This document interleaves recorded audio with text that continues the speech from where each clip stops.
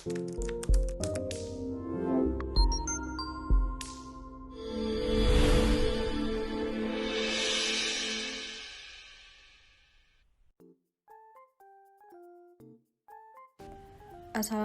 warahmatullahi wabarakatuh. Perkenalkan, kami dari kelompok 1 Manajemen Risiko dan Patient Safety akan mempresentasikan hasil diskusi kami mengenai konsep manajemen risiko dan patient safety. Kelompok 1 beranggotakan yang pertama Labayo Ega Sabrina, yang kedua Resha Yolanda, yang ketiga Mutia Kaironisa, yang keempat Tiara Niken Ramadina, yang kelima Tiara Agustin, yang keenam Irma Mainanda, yang ketujuh Fitri Hamidah, yang kedelapan Dwi Utari Helmi, dan kesembilan Siska Anggriani. Materi pertama mengenai pengertian manajemen, risiko, dan manajemen risiko. Manajemen menurut Mary Parker Follett pada tahun 1997, manajemen is the art of getting things done through people. Menurut Stoner, manajemen adalah suatu proses perencanaan, pengorganisasian, kepemimpinan, dan pengendalian usaha-usaha dari anggota organisasi, yakni manusia, dan dari sumber-sumber lainnya untuk mencapai tujuan organisasi yang telah ditetapkan. Risiko adalah kesempatan kerugian atau risk is the chance of loss. Adapun jenis-jenis risiko secara umum dapat dikelompokkan menjadi dua. Yang pertama, risiko spekulatif. Risiko spekulatif adalah risiko yang mengandung dua kemungkinan yang menguntungkan atau kemungkinan yang merugikan. Risiko ini biasanya berkaitan dengan risiko usaha atau bisnis. Contohnya adalah pembelian valuta asing, saving dalam bentuk emas tingkat suku bunga perbankan. Yang kedua, risiko murni. Risiko murni adalah risiko yang hanya mengandung satu kemungkinan, yaitu satu kemungkinan rugi. Contohnya adalah bencana alam, tsunami, kebakaran, banjir, topan, dan lain sebagainya. Jadi, dapat disimpulkan bahwa manajemen risiko adalah suatu cara, metode, atau ilmu pengetahuan yang mempelajari berbagai jenis risiko, bagaimana risiko itu terjadi, dan mengelola risiko tersebut dengan tujuan agar terhindar dari kerugian. Tujuan utama manajemen risiko adalah menjaga agar aktivitas operasional yang dilakukan tidak menimbulkan kerugian yang melebihi kemampuan entitas untuk menghadapi kerugian tersebut ataupun membahayakan kelangsungan proses pencapaian visi. Jenis manajemen risiko. Yang pertama, manajemen risiko operasional. Manajemen risiko operasional adalah risiko yang timbul akibat gagal fungsi proses internal, misalnya disebabkan karena human error, kegagalan sistem, faktor luar seperti bencana alam, dan sebagainya. Ada 4 faktor penyebab risiko di dalam manajemen risiko operasional. Di antaranya adalah manusia, proses, sistem, dan kejadian eksternal. Yang kedua, manajemen risiko keuangan. Risk management of financial, yaitu upaya pengawasan risiko dan perlindungan hak milik, harta, aset, dan keuntungan suatu bisnis. Proses pengelolaan risiko keuangan meliputi identifikasi, evaluasi, dan melakukan pengendalian risiko bila ditemukan hal yang mengancam keberlangsungan perusahaan. Baiklah, selanjutnya saya akan menjelaskan tentang manajemen hazard. Hazard adalah kondisi di mana berpotensi mengakibatkan kebangkrutan dan kerusakan. Membahas hazard berarti membahas perilaku. Risiko perilaku yaitu peristiwa yang berpotensi menimbulkan kerugian. Terdapat 3 macam hazard, yaitu legal hazard, moral hazard, dan physical hazard. Selanjutnya, manajemen risiko strategis. Manajemen ini berkaitan dengan pengambilan keputusan. Risiko yang muncul biasanya adalah kondisi atau keadaan yang tak terduga sehingga mengurangi kemampuan pelaku untuk menjalankan manajemen strategi yang direncanakan.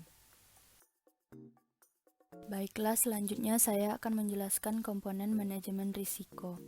Menurut Moeller pada tahun 2009, komponen dalam manajemen risiko terdiri atas yang pertama, lingkungan internal atau internal environment. Lingkungan internal sangat menentukan warna dari sebuah organisasi dan memberi dasar bagi cara pandang terhadap risiko dari setiap orang dalam organisasi tersebut. Lingkungan internal ini termasuk filosofi manajemen risiko dan risk appetite, nilai-nilai etika dan integritas, dan lingkungan di mana kesemuanya tersebut berjalan. Komponen manajemen risiko yang kedua menurut Moeller adalah penentuan tujuan atau objective setting. Manajemen harus menetapkan objektif atau tujuan-tujuan dari organisasi agar dapat mengidentifikasi, mengakses, dan mengelola risiko. Objektif dapat diklasifikasikan menjadi strategic objektif dan activity objektif. Strategic objektif di perusahaan berhubungan dengan pencapaian dan peningkatan kinerja instansi dalam jangka menengah dan panjang, dan merupakan implementasi dari visi dan misi instansi tersebut. Komponen manajemen risiko yang ketiga menurut Moeller adalah identifikasi kejadian atau event identification, di mana komponen ini mengidentifikasi kejadian-kejadian potensial baik yang terjadi di lingkungan internal maupun eksternal organisasi yang mempengaruhi strategi atau pencapaian tujuan dari organisasi.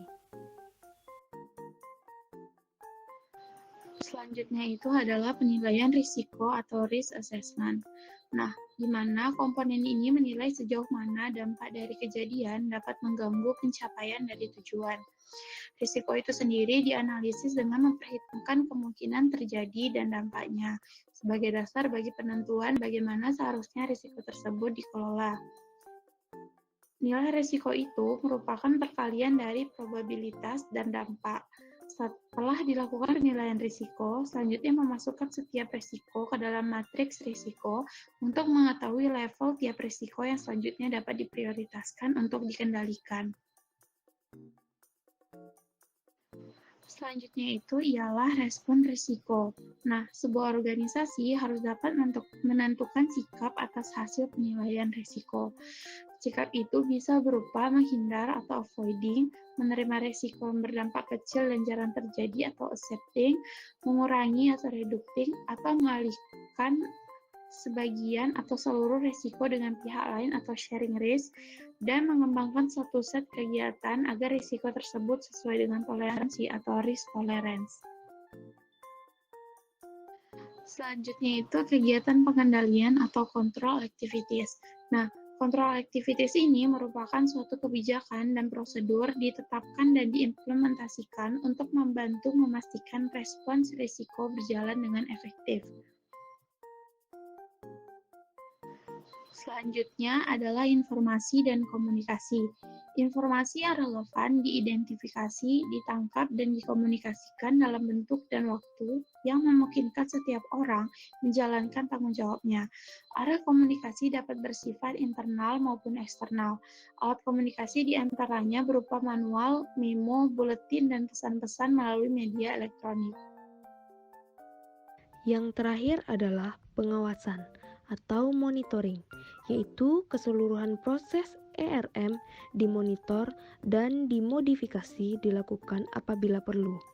Pada proses monitoring perlu dicermati adanya kendala seperti reporting defisiensi, yaitu pelaporan yang tidak lengkap atau bahkan yang berlebih. Kendala ini timbul dari berbagai faktor seperti sumber informasi, materi pelaporan, dan pihak yang disampaikan. Selanjutnya adalah proses manajemen risiko. Berikut merupakan tahapan penyusunan standar manajemen risiko dalam sebuah organisasi. Yang pertama, menentukan konteks, yaitu membangun konteks berarti organisasi menentukan tujuan manajemen risiko, mendefinisikan parameter eksternal dan internal, dan menetapkan ruang lingkup dan kriteria risiko dalam proses manajemen risiko. Selanjutnya adalah penilaian risiko. Penilaian risiko terdiri dari identifikasi risiko, yaitu mengidentifikasi risiko apa saja yang dapat mempengaruhi pencapaian sasaran organisasi. Yang kedua, analisis risiko, yaitu menganalisis kemungkinan dan dampak dari risiko yang telah diidentifikasi. Yang ketiga adalah evaluasi risiko, yaitu membandingkan hasil analisis risiko dengan kriteria risiko untuk menentukan bagaimana penanganan risiko yang akan diterapkan. Yang selanjutnya adalah treating atau exfoliating risk, yaitu risk treatment mencakup pemilihan satu atau lebih opsi untuk menangani risiko dan menetapkan pilihan tersebut. Setelah diimplementasikan, treatment menyediakan atau memodifikasi kontrol. Risk treatment melibatkan proses. Yang pertama adalah penilaian risk treatment. Yang kedua, memutuskan apakah tingkat risiko residual dapat ditoleran. Yang ketiga, jika tidak dapat ditoleran, maka buat risiko treatment yang baru. Yang selanjutnya adalah penilaian efektivitas treatment tersebut. Yang terakhir, pemantauan dan peninjauan ulang, yaitu proses manajemen risiko harus tetap dipantau dan ditinjau ulang untuk mengetahui adanya kendala dalam pelaksanaan. Hal ini merupakan upaya untuk memastikan bahwa sistem manajemen risiko telah berjalan sesuai dengan rencana yang telah disepakati dan sejalan dengan ruang lingkup program. Selanjutnya adalah identifikasi risiko dan penilaian risiko. Identifikasi risiko juga dapat dikategorikan berdasarkan dampak sesuai dengan jenis-jenis insiden keselamatan pasien sebagaimana dalam tabel berikut. Yang pertama, no error, kategori A dengan hasil kejadian atau yang berpotensi untuk terjadinya kesalahan. Yang kedua, error tanpa harm, kategori B dengan hasil terjadi kesalahan sebelum obat mencapai pasien. Selanjutnya, error tanpa harm, kategori C dengan hasil terjadi kesalahan dan obat sudah diminum atau digunakan pasien, tetapi tidak membahayakan pasien. Selanjutnya, error tanpa harm, kategori D, yaitu terjadinya kesalahan sehingga monitoring ketat harus dilakukan, tetapi tidak membahayakan pasien. Selanjutnya, error dengan harm, kategori E, dengan hasil terjadi kesalahan hingga TX dan identifikasi lanjut diperlukan, dan kesalahan ini memberikan efek yang buruk yang sifatnya sementara. Selanjutnya, error dengan harm, kategori F, dengan hasil terjadi kesalahan dan mengakibatkan pasien harus dirawat lebih lama di RS serta memberikan efek buruk yang sifatnya sementara. Selanjutnya, error dengan harm, kategori G, dengan hasil terjadi kesalahan yang mengakibatkan efek buruk yang bersifat permanen. Selanjutnya, error dengan harm, kategori H, dengan hasil terjadi kesalahan dan hampir merenggut nyawa pasien. Contohnya, shock aufilaktik atau KTD. Selanjutnya, error dengan death, kategori I, dengan hasil terjadi kesalahan dan pasien meninggal dunia.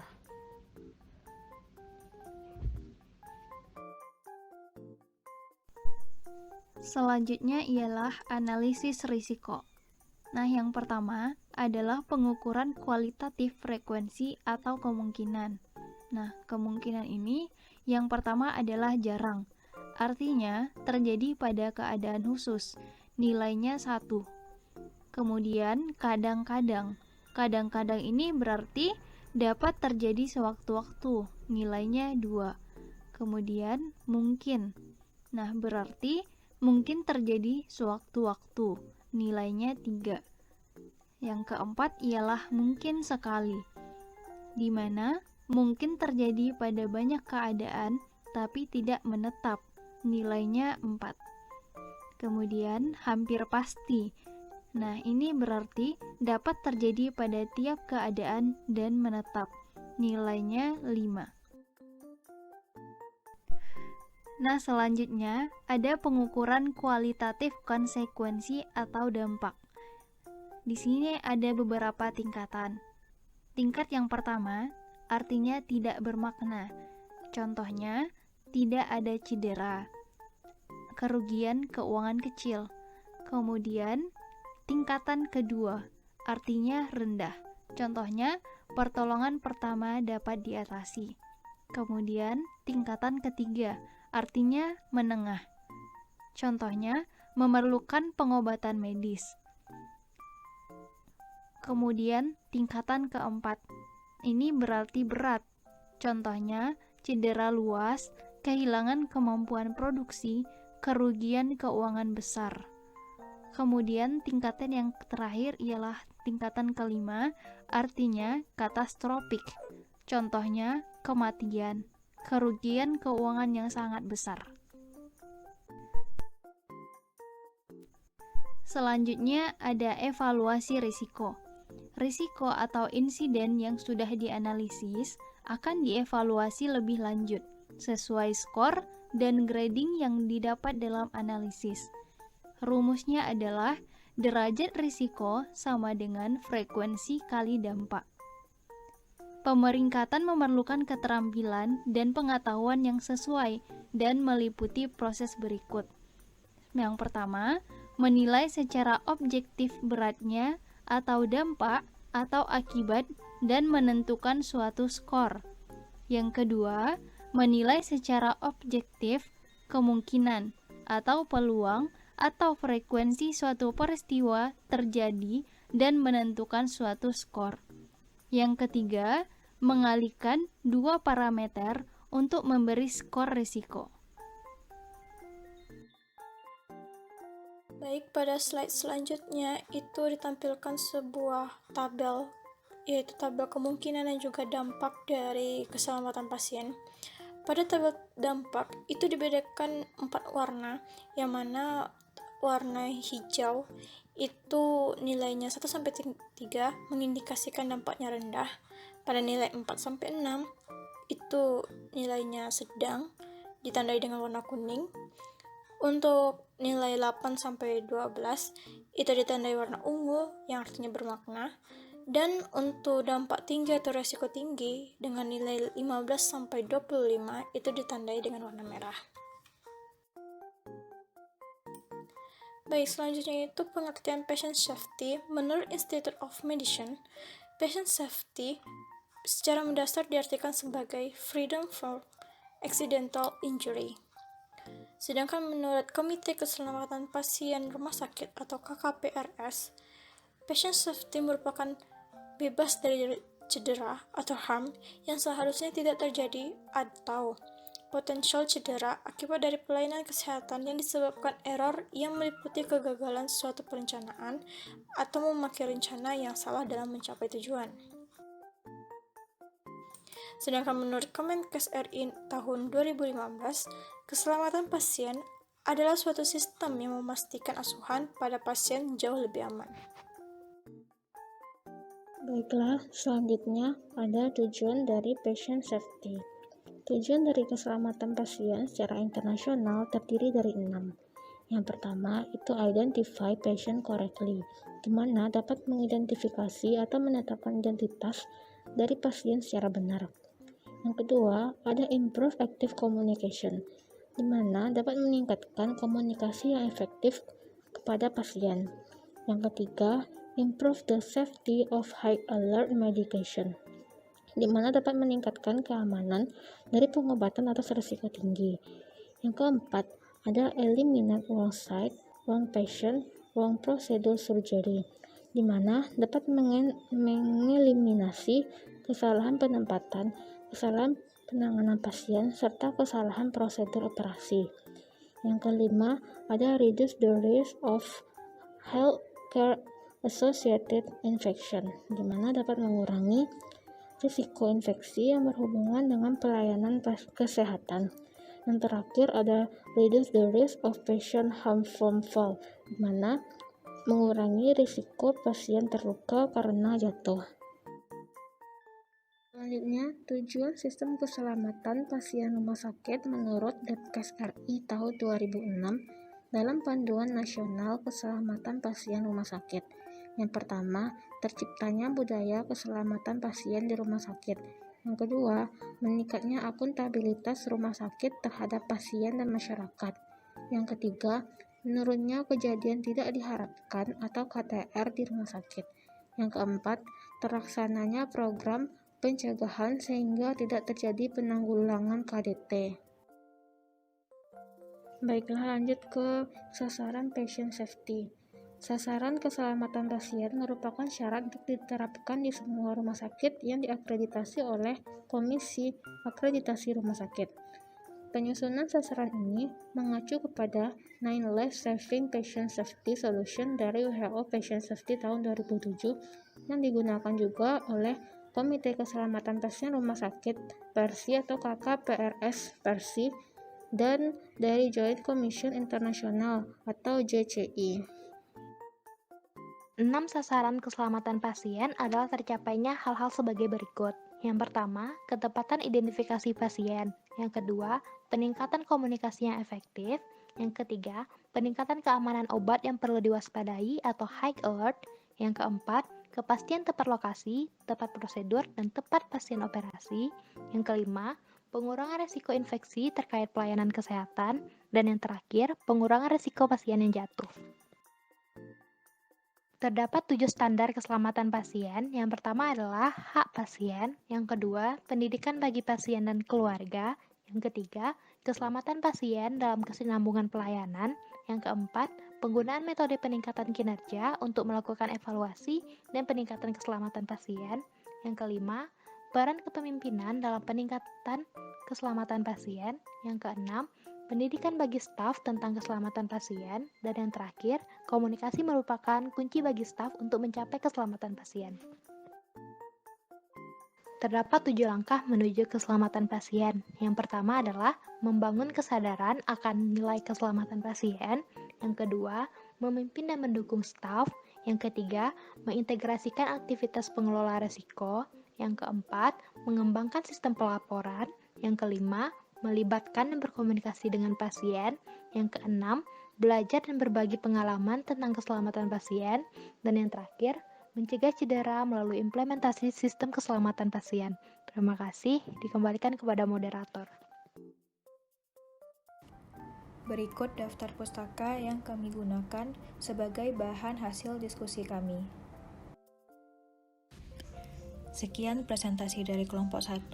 Terima kasih atas perhatiannya. Mudah-mudahan materi yang kami sampaikan dapat bermanfaat bagi kita semua. Wabillahi taufiq wal hidayah. Wassalamualaikum warahmatullahi wabarakatuh.